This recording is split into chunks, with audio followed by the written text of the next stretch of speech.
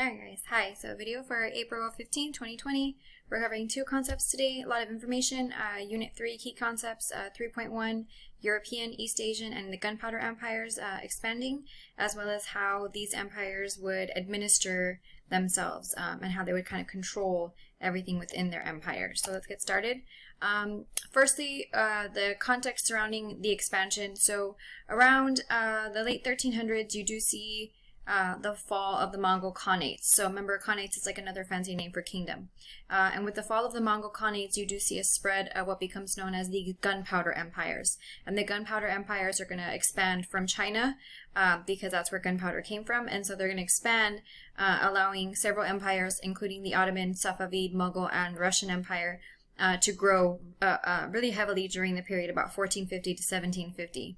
These empires were not just militaristic, but they were also extremely gifted and talented in terms of architectural and artistic legacies, and stuff that they would leave behind.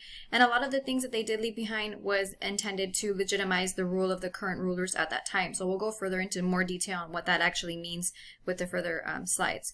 Then you see the Qing Empire of China also expanding and prospering and doing very well.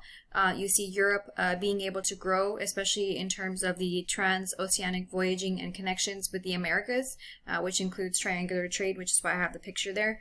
And then you do see also some expansion and syncretism, and also sometimes conflict with varying religions and belief systems that is going to lead to disputes and sometimes military conflict between these empires. So first we'll start with Europe. Europe expands at about 1450. It signals the ending of the medieval period. So this is technically the end of the Middle Ages, or the Dark Ages, if you will, and you have the beginning of what's known as the early modern period in Europe. You have a couple of positive things that are really happening at this time. You have the ending of the plague. You have the ending of the 100 Years' War, which was the war between the English kings and the French kings. Remember, the English kings believed that they were the true descendants of both countries, and they should have ruled both countries. And so for about 100 years or more, they were at war with each other. And so you have the ending of that. You also have the introduction of the printing press by Johannes Gutenberg, which makes literacy a lot easier. Literacy is the ability to read, and the reason that people can read more is that there's books that are available, because back then books were pretty much made in monasteries or in convents, and they were all copied by hand by priests, monks, sisters, nuns, mostly people in the clergy, and it was all done again by hand, which was extremely time-consuming process. And so books were very hard to come by. And so with the printing press, it's a very rudimentary system still. It's not like a copier or anything like that, but basically you can print whole pages, and these whole pages can then be put together in a book. So it's a lot faster process. I mean, it doesn't make it extremely easy, and it's not like right away like we would get a Xerox copy, you know, from the copier like we have in our schools, but it does make the process a lot easier. It takes it away from them having to do it by hand, or all by hand. You also see the development of new monarchies start to grow, and exploring new colonies, especially Spain and Portugal, who are really going to venture out into the Americas first. And then you'll see Europe, well, when I say Europe, I mean England at the time, follow their lead. So it really begins first with Portugal, then with Spain, and then with England. Leaders are going to start to centralize power, which means they're going to start to unify. So centralization is when it's controlled by one group, one person, one organization, and in this case it's going to be the monarchs, the kings or queen, whoever is in charge at that point. You're going to see them start taking control by controlling the taxes, centralizing the military, controlling religion, so making religion uniform. Like if you live in this kingdom or you live in this province, this is the religion you're going to practice. No ifs, ands, and or buts. Like this is what it is. And then you're also going to see leaders working to control the power of the nobility. Nobility are people that have titles, that have money, that have land, that have wealth. And a lot of the times these royal families, or wealthy families, would compete with each other for power. And if two really wealthy families got together, united, pooled their resources, they could even overthrow monarchies sometimes. So that did become dangerous for some kings and queens, and you're going to see how they handle that situation in some circumstances. Alright, so we have the expansion of Russia. Let me move myself so that I can not block you guys from seeing this. Okay. Ivan IV, we talked about him in class. He becomes the Tsar of Russia, which is another name for king. Tsar is like a shortened version of Caesar. So he's basically calling himself king, emperor, He's the head honcho, or the main guy in charge, if you will. He becomes the Tsar of Russia in 1547, and he wanted to expand the Russian territory to the east. He was focused on overland expansion. Well, a couple of the ways that he does this is that first he takes control of the last Khanate. So the Khanate in his territory was controlled by the Golden Horde. Remember, they got their nickname the Golden Horde because they went along collecting tribute or money in the form of gold. And so he is able to take control of that last remaining holdout or standout from the descendants of the Mongols. He also relied heavily on gunpowder. And Ivan was known for being extremely cruel and suspicious. His nickname is Ivan the Terrible. He's going to create some pretty dark organizations that will have a long-lasting legacy in Russia. One of them is the Oprechina, which is like the secret police. And there's even a backstory about him killing his own son, which I'll get to in a minute. Ivan was extremely focused on expanding east, and his goal was to basically control the fur trade. Believe it or not, fur was an extremely valuable and marketable resource at the time. So he hires these guys known as Cossacks. Cossacks, if you will, are kind of peasant/warriors. And in a lot of ways, they're just bullies. They were going to these areas up in the north, pretty much in Siberia, and they were harassing the people that lived there. And they would harass them and bother them, set fire to their farms, kind of destroy their property, to the point where these people just got so fed up and either left, or other bad things, violent things happened to them if they didn't leave. And so the Cossacks pretty much just kind of cleared the way, or cleared the path for Ivan to kind of come in and take over and just begin to control the area. He also assumes control of the Volga River. That was extremely important because now it gives Russia direct access or direct contact with the Ottoman Empire for trade. So they expand as far east, all the way to the Pacific Ocean. They would continue to dominate the fur trade, and they would also bring with them, or spread with them, the faith of the Eastern Orthodox Christian Church. So I'll explain a little bit more in a minute. So the pictures that I have there, I'm going to move myself again. One of them is Ivan realizing what he has done. So the backstory behind this is that Ivan's wife died, and he was extremely suspicious of a group called the Boyars, which is like the rich noble class. And that leads to kind of a manic, paranoid sense of feeling all the time for Ivan. He does have children. One of his sons gets married. That son's wife becomes pregnant with child, and there's different versions of the story, but basically in a fit of rage, he becomes very angry with his son's wife, and he starts beating her while she's pregnant. The son intervenes, and in the process of intervening, of protecting his wife, Ivan hits his own son over the head with something extremely sharp, causing him to bleed out and die from a really bad head trauma. So he realizes what he has done. So he does earn a really creepy and very, very scary reputation. The other image that I have there is actually a picture of the Eastern Orthodox Church, or the top at least of it. And it does look a lot different from the Catholic churches, because there was a separation when the Roman Empire fell. There was a Western Roman Empire and there was an Eastern Roman Empire. The Eastern Church developed differently than the Catholic Church in Rome.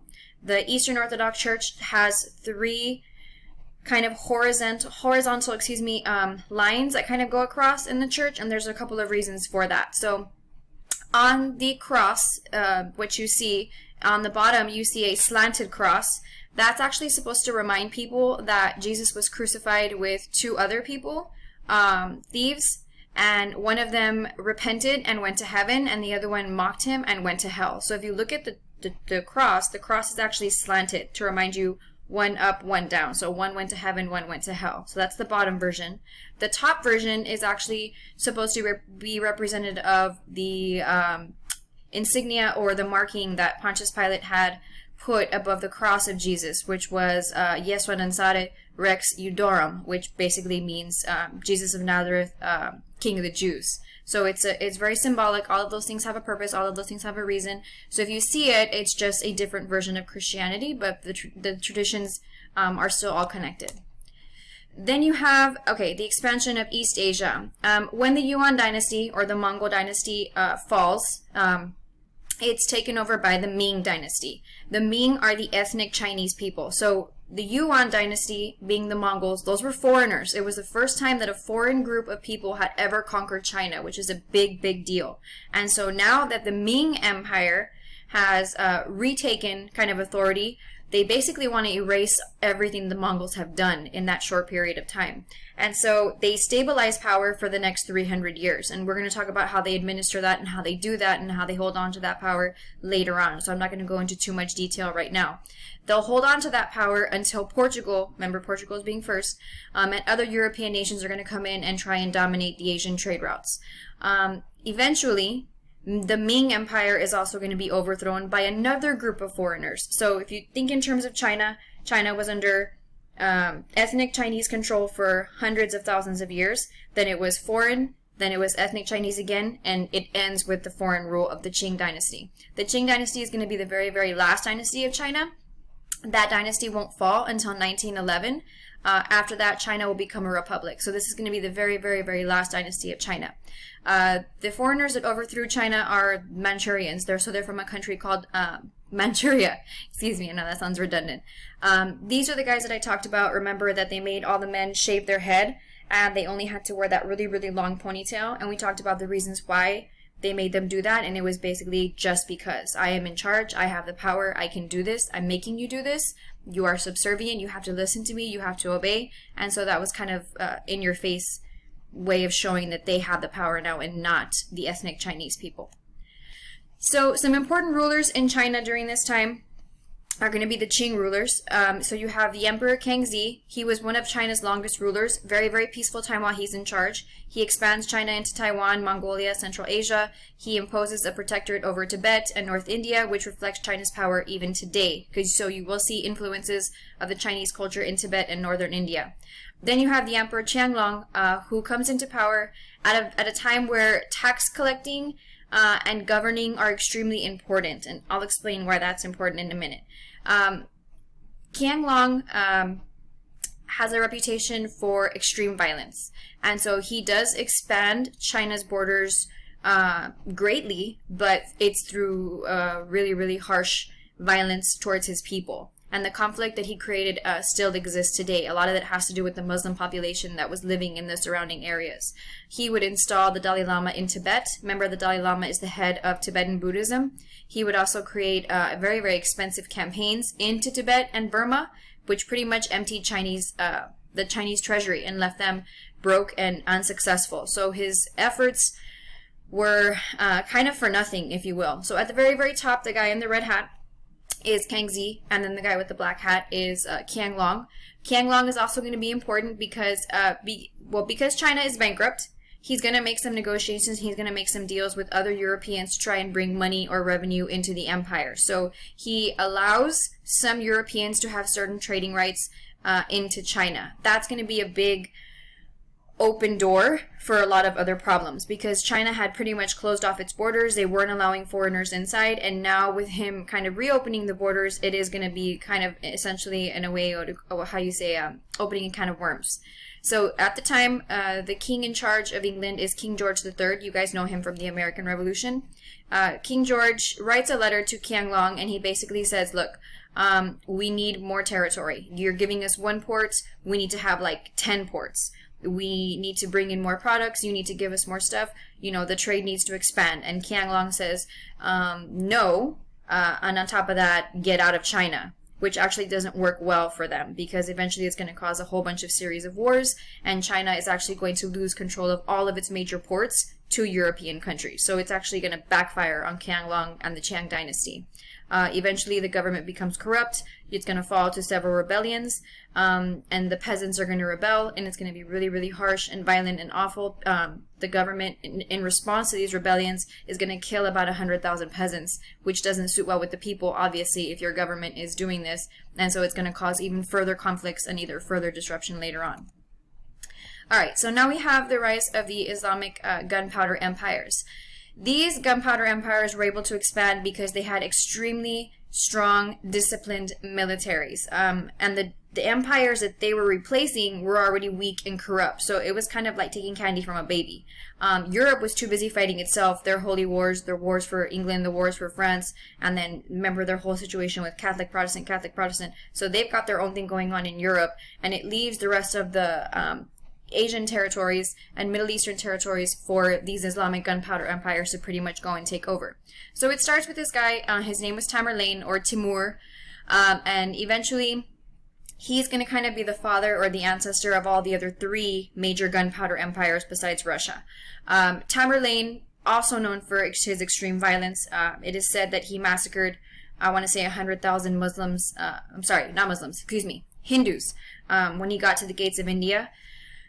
He built his government on the military, so he was heavily reliant on the fact that he was skilled in terms of commanding this military force, but he also did encourage arts and learning, and we know this because his center or his capital actually started in Samarkand. Samarkand is on the Silk Road. It is a center for learning. It is an Islamic center for learning, so he's going to actually promote Islam through his empire. But it will also, again, spread brutally through violence, reaching to Persia and then reaching to India. It was under Tamerlane's rule that he created what's kind of known as the Ghazi ideal. And the Ghazi ideal is kind of like a mindset for Islamic warriors. This is kind of like the expectation of what you have to live up to if you want to be perfect. Think medieval knights or think Japanese samurais. These guys were the elite of the elite, the best of the best. They had to be the best at their jobs. And so kind of the same idea, the same concept. Tamerlane, his empire is eventually going to fall, but it's going to get divided into 3 other empires, which are going to be the Ottomans, the Safavids, and the Mughals. So there is just a picture of Tamerlane's empire. As you can see, most of it does cover parts of the Middle East, or what we would define as the Middle East. But it does reach into some parts of Asia as well. You see Delhi on there. I'm trying to think of anything else. It does go far north, also almost reaching to the parts of Russia. So it's a pretty big territory that it does reach. And then this map is basically the division that's going to happen with the 3 gunpowder empires. So eventually the red is going to become the Ottoman Empire, the blue in the middle is going to become the Persian/Safavid Empire, and then the yellow is going to become the Indian/Mughal Empire. So the Ottomans are the largest and most enduring of the great Islamic empires. They would pretty much exist all the way up until World War I. They would fight in World War I. The thing with the Ottoman Empire is that when they would take over a very, very important city, their capital city was geographically perfect in terms of trade. So some of their important leaders, one of them is Mehmet II, Mehmet the Conqueror. He's the guy, the first one that you see in the purplish robe. Mehmet used siege weapons and gunpowder to overtake the very heavily fortified city of Constantinople. That was the head of the Eastern Orthodox Church. That was the head of the Eastern Roman Empire. It was an essential center for trade because of how close it was to Europe and Asia. And so by taking over this city and by conquering this territory, it is a super strategic, important win for Mehmet. He renames the city Istanbul. And part of that has to do with the fact that the name Constantinople comes from the Emperor Constantine, who actually is the one that unified the Roman Empire under Christianity. So he kind of wants to erase all Christian alliances or ties to the city, and so he renames the city Istanbul. He would expand the lands around the Black Sea. He built up the navy. He would even go as far to Italy and conquer.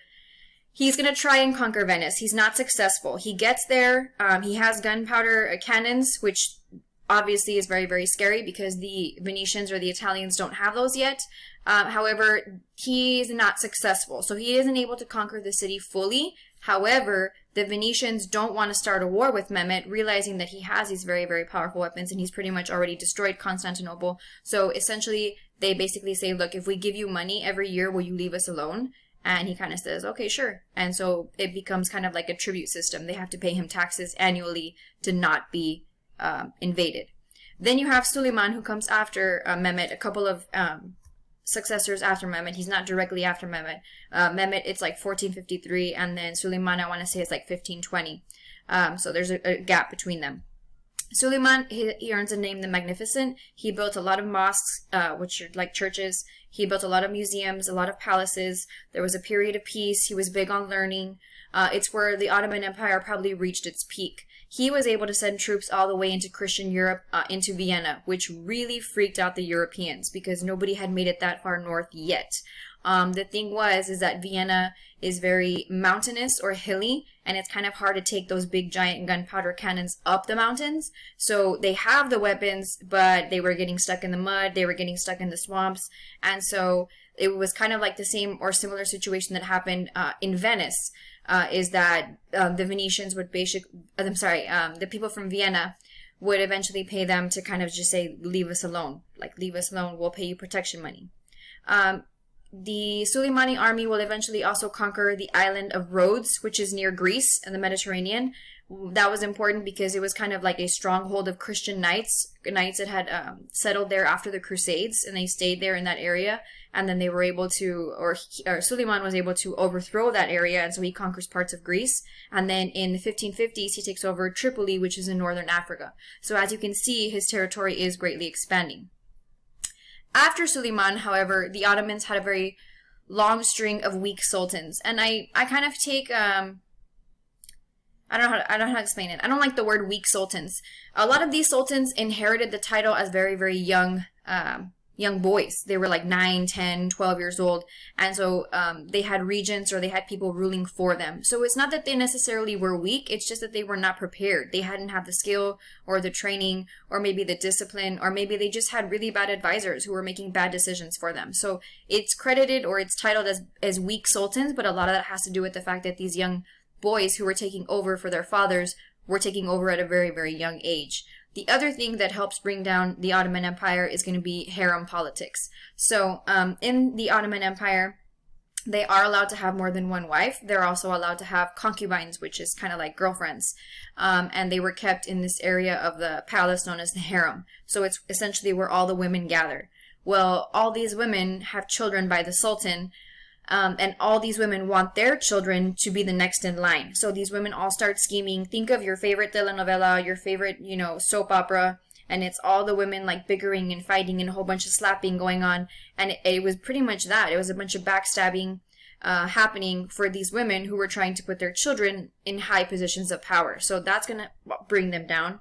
Greece is going to become independent, so they're going to lose the territory that they had originally gained. And then World War I is going to start in 1914. The Ottoman Empire is still around during World War I. They will fight against the good guys, if you will. They will fight against us in World War I. And then when World War I is over, Great Britain and France essentially are going to divide up their territory and claim it for themselves. So it's going to just fall apart.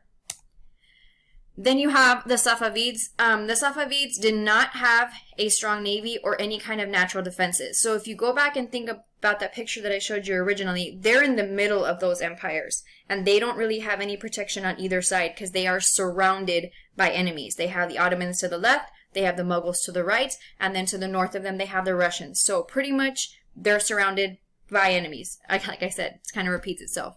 But they will become a very powerful empire because of one of their leaders, Ismail.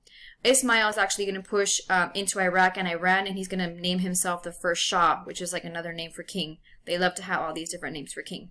But the crazy thing is that Ismail does this at 15 years old. So we have like another Alexander the Great here. Some other famous leaders, you have Shah Abbas I. He proceeded over the Safavids at the height of their empire. Shah Abbas kind of copied or emulated the system that the Ottomans would have. So they would force Christian boys into the military and then force them to convert to Islam, train them as very skilled soldiers, and then leave them as soldiers. So it's going to be different from the Ottomans. We're going to talk about the Ottoman version of this a little bit later, so I'll go back to that. They would also import weapons from Europe. They would they would utilize European technology and advice in war. The Safavids controlled religion. They would use Shia Islam as a unifying force, and they would deny any legitimacy to any Sunni ruler. So remember, Shia Islam, it ends in the A, so they believe that the ancestors should be next in line. So Shia Islam is only about the bloodline. Your father, son, and then your grandson, and then so on and so forth. It's a bloodline, it's an inheritance. Sunnis believe it ends in an I, so I get to vote, I get to choose on who I think is the most capable ruler. They dismiss that completely and entirely. So Safavids, it was all about the inheritance and the bloodline.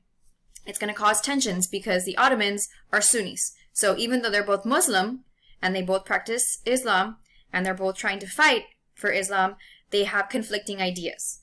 So it's not the only time it's going to happen, but it's going to happen. The Ottomans are going to use trade bans against the Safavids to assert their dominance. So remember, they're surrounded by people all around them. And so the Ottomans, essentially, they're going to create a blockade that is going to prevent any ships or any kind of traveling of the Safavids from going in and out of this specific territory. So it is going to hurt them economically as well. Women in the Safavid Empire wore a veil, very much like their Muslim counterparts, but some of them were able to have freedoms, like they could inherit property and they could divorce. And that goes back to Islamic law that was dictated or passed down from Muhammad. Not Sharia law, Muhammad's law. So it's a little bit different. Eventually, the Safavids are going to fall for a couple of reasons. They had ineffectual leaders. They had high military spending. They also had extremely lavish lifestyles. So I put a picture of the Isfahan Palace right there. That is the capital of the Safavids Empire. It was extremely beautiful, as you can obviously see. It's still there. But they spent a lot of money on these very elaborate, expensive palaces, and that's going to hurt them economically again. And then also the Sunni rebellions. They're going to deal with rebellions all around them near their territories. Russia and the Ottomans, the people that they have to the left of them, people they have to the top of them or to the north of them, are going to eventually seize their territory after a bunch of years of chaos, and their dynasty will be replaced by another dynasty. The Mughals. So in 1520, Babur, a descendant of Tamerlane, is going to centralize India in the Mughal Empire. So Babur is the first one that you see in the orange. He's going to create this unified empire in India.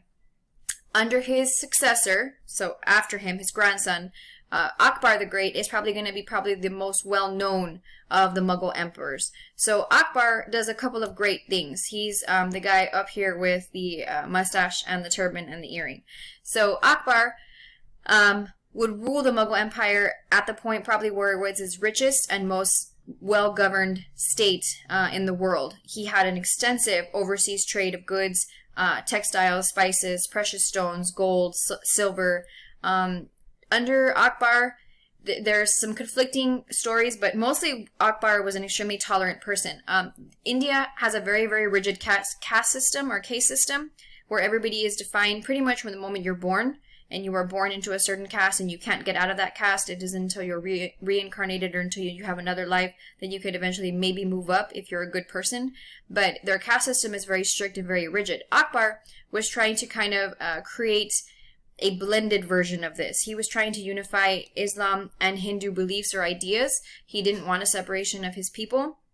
And so Akbar actually kind of tries to get rid of, or not get rid of, but he tones it down a lot during the time that he's in charge. You're also going to see the magnificent architectural achievements being a hallmark of the Mughal culture, like the Taj Mahal. I'll show you a picture of it later. And then they're also known for their overland expansion like Russia. Eventually the Safavids are going to fall. I'm sorry, I said Safavids. Oh my god, excuse me. Long day. The Mughals, are going to fall because of corruption and failure. So the guy on the bottom, we made a joke about him because he looks like Mr. Science. Sorry, Mr. Science. His name is Aurangzeb. He's going to be Akbar's descendant. Not immediate descendant, but he's going to come after him. Aurangzeb basically undoes everything that Akbar does. So he does away with the tolerance. He makes it extremely strict Islamic rule again. He's going to create a lot of tensions between the Islamic people and the Hindu people of India, and it's going to have long-lasting consequences. So it's going to, you can pretty much credit Aurangzeb for the failure or the decline of the Mughal Empire. Some notable things that Akbar did. I want to go back to him really quickly. The picture that you guys see shows a widow actually throwing herself on the funeral pyre. This is an Indian practice known as the sati. So widows in India were seen as an inconvenience because an unmarried woman has no purpose. She doesn't have a husband to take care of her. She doesn't have anybody to speak for her. You can't inherit property. You can't do this. You can't go out in public. You're basically a nuisance, and you're going to die probably a really horrible death in the street.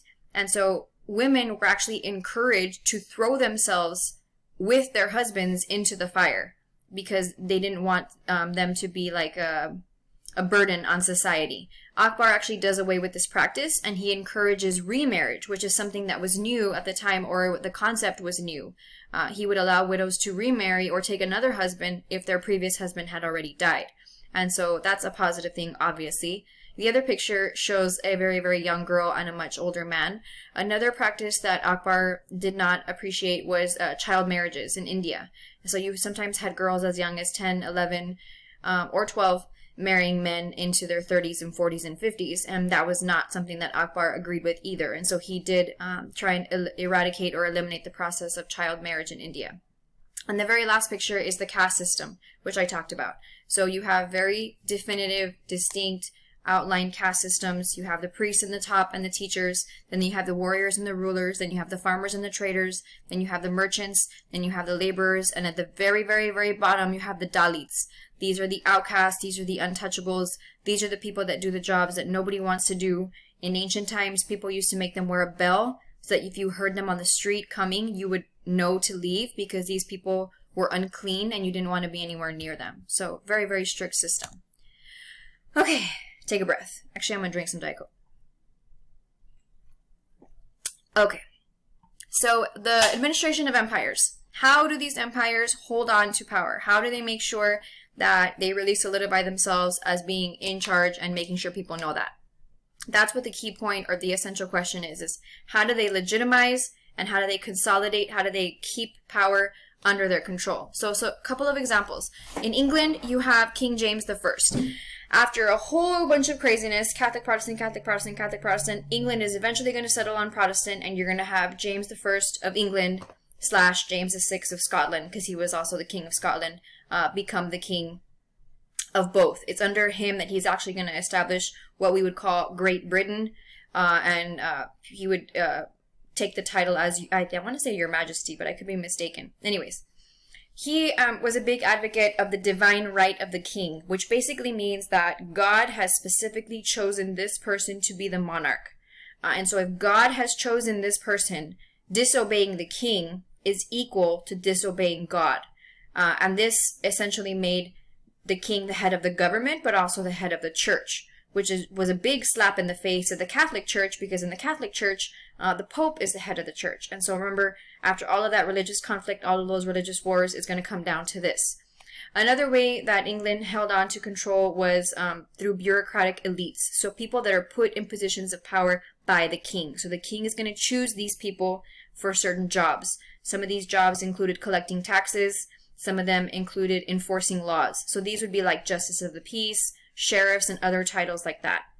What it's going to do, it's going to weaken the power of the feudal lords, and it's going to legitimize the power of the king. And the reason for that is because under feudalism, nobles became wealthy because they had land.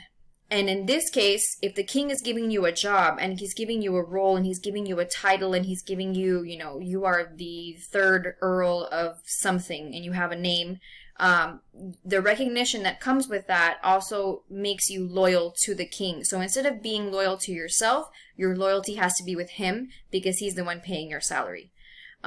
There is going to be some conflict in England that's going to lead to a couple of balances or a couple of checks in power. One of them is eventually going to be the creation of parliament. So the king will eventually at some point have to share power with a governing body of people. You're also going to have the creation of the English Bill of Rights, which is going to take a really long time. Basically, these are like individual civil liberties. We would call them like our Bill of Rights, or pretty much the first 10 amendments of the Constitution. Things that are guaranteed to us or protected to us under documented law. In France, you're going to also see the idea of divine right of kings continue. So for Henry IV and Louis the 14th, I was going to say 16th, that's his grandson, Louis the 14th, the divine right of kings does also continue. These guys believe in absolutism. They believe that they were ordained and chosen by God. Louis the 14th famously said, "L'état c'est moi," I am the state, I am France. And that's him right there with his bougie hair and his bougie outfit. We talked about him too at the beginning of the year. He would also, or France would also use bureaucratic elites. They would have indentants or tax farmers, similar to England. Louis actually builds Versailles. It's a huge giant palace in France to keep the nobles close. This castle has hundreds of rooms, and the goal was to make the nobles live in the castle so that he could literally spy on them all the time. So if you're living in the castle, it's really hard to be shady or do anything behind the king's back because he's got eyes and ears everywhere. Eventually, his lack and his descendants' lack of ability to work with the kings is going to lead to the French Revolution. So, some pictures that I have there. One of them is what Versailles looks like. It is a depiction of the time. Versailles is also known for their gardens, extremely elaborate, extremely beautiful. But again, the sole purpose of Versailles was really for, yes, Louis to show off his power and his magnificence and show how much wealth and grandeur he had as a king. But it was also to make sure the nobles were close and that he could watch them and keep an eye on them. The bottom one is an actual picture of Louis's bedchamber. And if you notice, there's a gate, like legit, there's a gate outside the bed.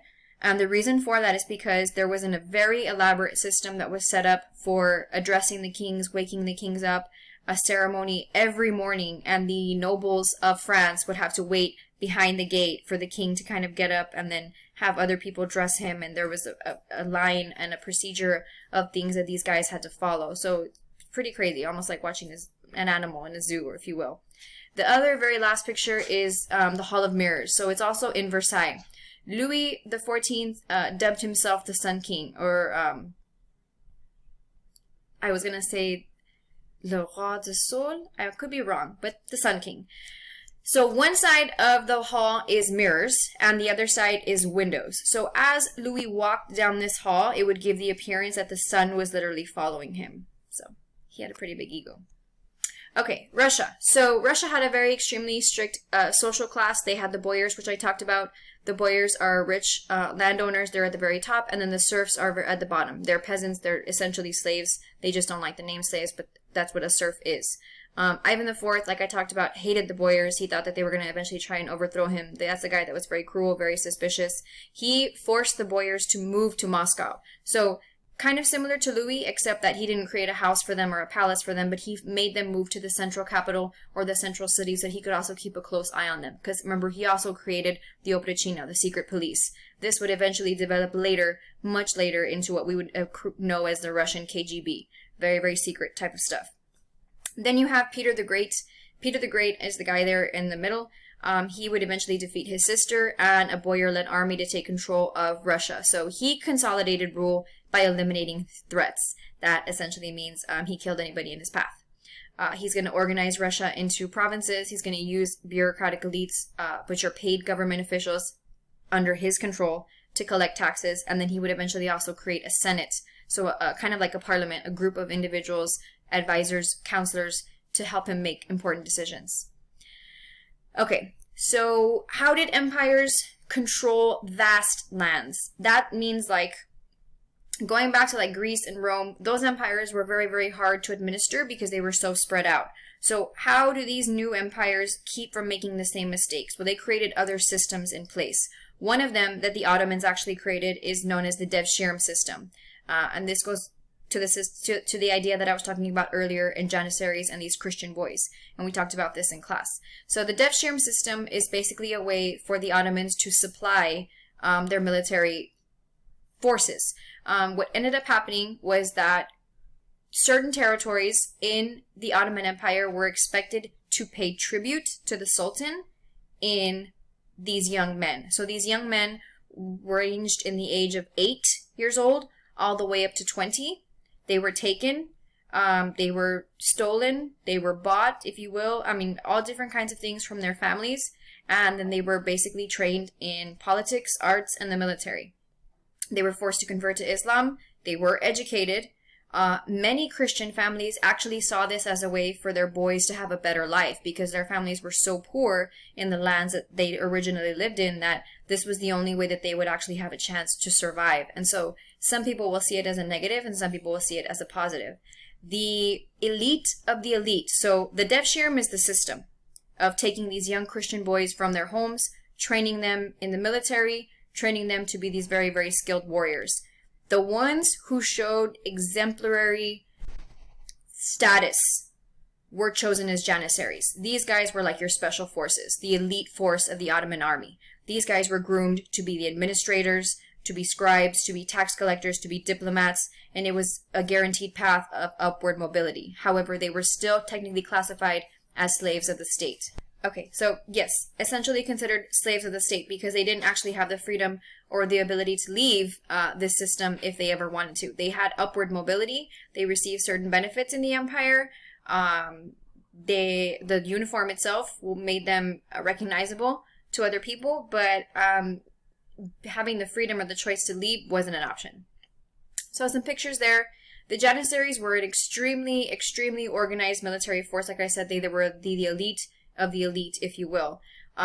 These guys also even fought in World War I, so that will show you how long this system lasted.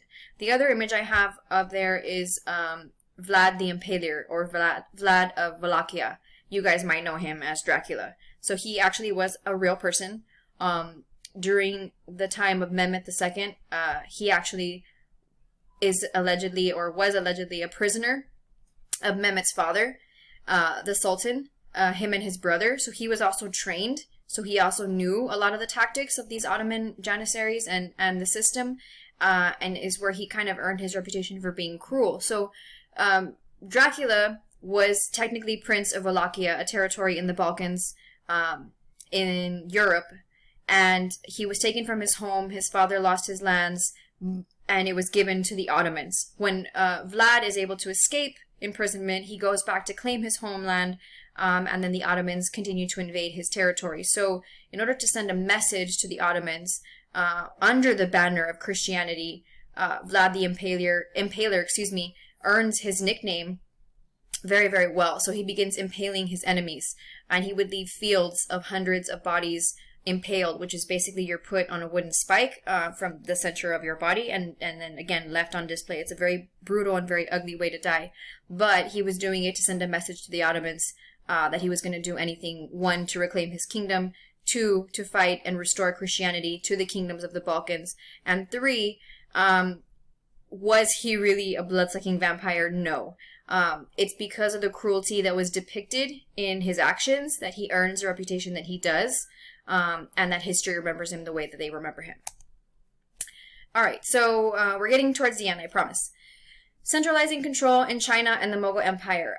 China, under the Ming Dynasty, like I said, they tried to erase all remnants of the Mongol Empire, of the Yuan Dynasty. They brought back the civil service exam. They did improve education, and they did create a national school system for boys. Sorry, ladies, you cannot attend school. They also reestablished a bureaucracy, which was a system that was not used by the Mongols. Bureaucracy is when the king or the leader, the emperor, whoever, chooses someone to do a certain job. The Mongols didn't do that. In this way. In the bureaucratic system, you would earn your job by taking the civil service exam and then earning a certain score, and then they place you, depending on how well you did on the exam. Kind of like you guys take the ACT or the SAT. The Mongols would give you your job based on your actual talents, your merits, your efforts, on what you could do and how you could perform, not how well you did on a test. And so it was a little bit different. Under Qing China, they had the bureaucracy. It was established, but it eventually became corrupt because of people levying taxes too high on the common peasants. And so these tax collectors were imposing their own taxes on the peasants, and so they had to pay the emperor, and then they were keeping money for themselves, and the people would eventually lead to some rebellions by the people because they were tired of paying money to unnecessary excursions or unnecessary military finances that they didn't have to pay in the first place. Okay, so then Mughal India under Akbar. I remember Akbar was Akbar the Great, so he does earn his nickname. He created a fair law system or coded law system. He did expand the Mughal borders. Capable men came to serve him after learning of his brilliance, so people went willingly to go to his empire. He also created a very strong centralized government. He's going to create a system or a program known as bureaucratic elites or zamindars, which is another version of tax collectors. You're going to see this common practice throughout all empires. The only problem is that after Akbar dies, the zamindars are kind of doing the same thing that happens in Qing China. They're going to start collecting taxes for themselves. And so, yes, they're going to give a portion to the emperor or whoever's in charge, but they're also going to keep a large portion to themselves, which leads to corruption. Japan. We haven't talked a whole lot about Japan, so I'm going to go through it really quickly, but this is just what you need to know and in a hurry. So Japan was actually ruled by military leaders called shoguns. Japan had an emperor, but it was just a name. The emperor didn't really have any actual power at all. The one who had the power was the shoguns, and these guys essentially were warlords. The only problem is that these shoguns were in constant power conflicts, with each other. underneath the shogun is more powerful elites, or they're called daimos, and then underneath the daimos are the samurais. So it's basically a very, very social stratification system of military leadership. And that's how Japan was controlled, is through very, very strong, effective military leadership. The samurai answer to the daimyo answers to the shogun answers to no one. Yes, there is an emperor, but that's just a name, and that's all for show. The gunpowder is going to allow 3 very powerful daimyo to eventually take control and eventually consolidate power in Japan. So the first one that you have is Oda Nobunaga. Nobunaga would actually unify 1/3 of Japan. After him, he'd be succeeded by Toyotomi Hideyoshi. These are hard names, guys, so I apologize. He follows Nobunaga, and he unifies all of Japan. And then his successor is going to be the one that actually creates a long-lasting dynasty in Japan. He's going to be Tokugawa. Tokugawa creates the Tokugawa shogunate, which is a long-lasting empire. He's going to centralize the government. He's going to end the feudal system. He actually divides Japan into what is known as Hans, or territories. Each of these territories is going to be controlled by a daimyo, but it's not going to be the same kind of system. It's not a military system. Now a daimyo is more like a governor, and the governor has to answer to the Tokugawa shogunate. The daimyo were also forced to have 2 homes, so another similarity with other European groups, in which one they live in their family estate, and then one they have to live in the capital, again, so that they can be kept on, or a watchful eye can be kept on them. There you have the system. Again, like I said, social stratification, elaborate system, emperor, shogun, daimyo, samurai. Ronins are paid soldiers, so they're a little bit different. They're not like samurai, because sometimes a Ronin doesn't have a master, so it just depends. These guys are more like mercenaries. They're paid for hire soldiers. Samurais will owe their allegiance to a daimyo, and it's allegiance and it's through loyalty, because if a samurai dishonors or brings shame, he's expected to commit ritualistic suicide. Then you have the peasants, then you have the artisans, and then you have the merchants. The reason why the peasants are above the artisans and the merchants, and we've talked about this before also, is because the peasants are the ones that provide the food. So in their system, that's more important than selling jewelry and selling stuff. And then you have a picture of some samurai there. Okay, now the very, very last slides. The art. So one of the ways at the beginning when I talked about administering empires is, if you really want to solidify yourself as a ruler, you want to show people that you are in charge, you flex. You show off your wealth, you show off your money, you show off whatever you have. And so different countries did this in different ways. Europe did this with the divine right of the monarchy. They established themselves as these kings that were ordained by God. That's a pretty scary thought, especially if you are a Christian, because disobeying the king is like disobeying God, and that means you're going down there and you don't want to go to hell. So no, that's scary. Another way is by establishing palaces, monuments, museums, and churches. So very huge buildings, most often dedicated to themselves or named after themselves. Russia, also is kind of the same thing. Russia technically is Europe/Asia. Russia is considered like the outsider of Europe. And that has to do with the fact that for 300 years, Russia was under Mongol control.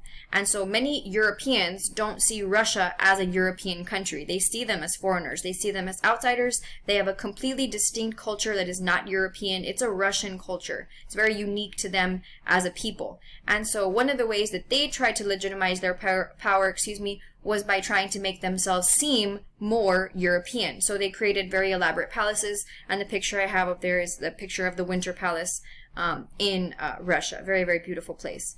Askia the Great of Songhai, which is an empire in Africa, he would eventually unite the African empire under the banner of Islam. So some rulers are going to use religion to legitimize their rule, and Askia is an example of one of these rulers. The Mughal Empire and Shah Jahan. Shah Jahan was a ruler that was the father of Aurangzeb. Shah Jahan actually built the Taj Mahal for his favorite wife. Most people see the Taj Mahal and they think it's a palace, which is the picture that you guys see there. That's actually a tomb. It's a mausoleum that was built for his wife after she died. He loved her so much and he wanted her to have a beautiful resting place. So it really is just like a big giant cemetery. But they would combine their art, so the native Indian art, with Islamic art to then blend the two together. So you're going to see remnants of both cultures depicted in a lot of their architecture. The Ottoman Empire is going to take over the Byzantine Empire, or the former Roman Empire. So you have, for example, the beautiful church, which was the Hagia Sophia, the Church of Holy Wisdom, or the Highest Wisdom, that's going to be turned into an Islamic mosque. When Mehmet conquers the city in 1453, instead of destroying the church, he actually just converts it into a mosque. And he leaves all the Christian art. He doesn't destroy it. He just adds to it, which is, I think, very, very beautiful and very, very powerful message that Mehmet was sending. And then you have the Suleimani Mosque, also that was created after Suleiman for himself, because remember, he's Suleiman the Magnificent. And we're on the last slide. So, the very, very last slide. Russia is going to do some things legitimizing their authority through finances. So Russia, their country, their government controls all the industry. Shipbuilding, iron mines, all of it's owned by the state, which is why even today people can compare it to a communist country. Its private industry at the time was encouraged, but most of the big business was still state-owned. Peasants were taxed extremely heavily, which further pushed them into serfdom and made them very, very, very poor. Under the Ottoman and the Mughal empires, they will have tax farming. Again, very, very heavy taxes on the peasants. The Zamindar tax collection system that's going to eventually become corrupt. And then the Devshirme system, the collecting of Christian boys to help fund the military. The Ming Empire, you have private citizens or very, very wealthy families whose job it is to collect taxes and then pay them to the empire. These taxes were made up of grain and then later are going to be made up of silver. So silver is going to become very, very important, and that's going to develop because in the Americas they're actually going to find 2 silver mines in the Americas. So Europeans are going to flood the Chinese market with silver. And then you have the tribute systems. China would collect tribute from several places, but most importantly Korea. The Aztec nation also had many tribute nations that they would collect taxes from, and the Songhai Empire of Africa is going to collect tribute from other nations as well. Alright, so exit ticket. Whew, we're done. Your job is just to answer the thesis creation. So part of your AP exam is going to be writing a DBQ. To write a DBQ, you have to write a thesis statement. And so there was a lot of information covered today. The whole focus was about land-based empires and how they legitimized and consolidated their rule. Your job is to kind of use my fill-in-the-blank format. You can use my fill-in-the-blank format, or you can completely change it. It's up to you. But you need to submit a thesis statement to me by tomorrow via Google Classroom. So by April 16th. The assignment is already uploaded on there. If you have any questions, call me, email me. Bye. See you later.